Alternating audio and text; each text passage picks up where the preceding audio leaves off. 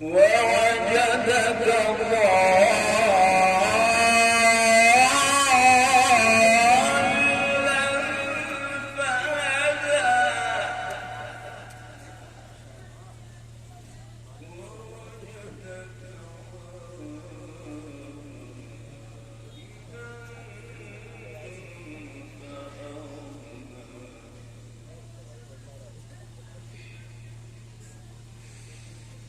ووجدك عائلا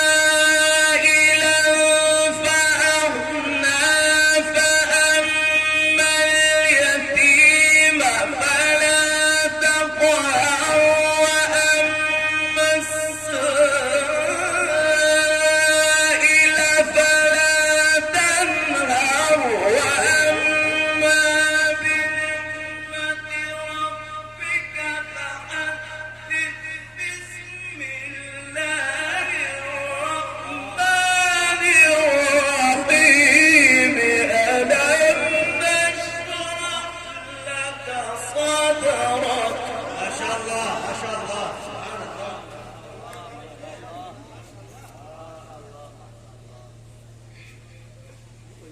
ووضعنا عنك وزرك الذي أنقض ظهرك ورفعنا لك ذكرك فإن مع العسر يسرا إن مع العسر يسرا فإذا فرغت فانصب وإلى ربك فارغب صدق الله العظيم.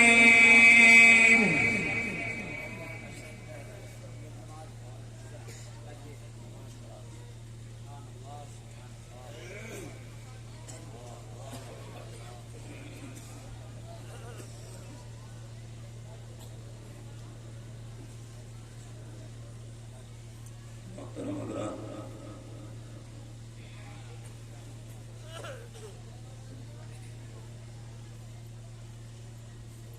मुस्तकिल सफर की वजह से एक थकान होती है, मगर जो तिलावत होती है, ताकत मिलती है, आप हजरात की दुआओं को तवज्जो से मिलती है।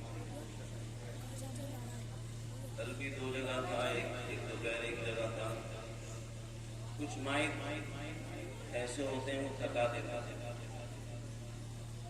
सब यही कहते हैं बहुत अच्छा माइक है, मगर वो आंखें गुंदे और फेफड़े सब खींच लाता है।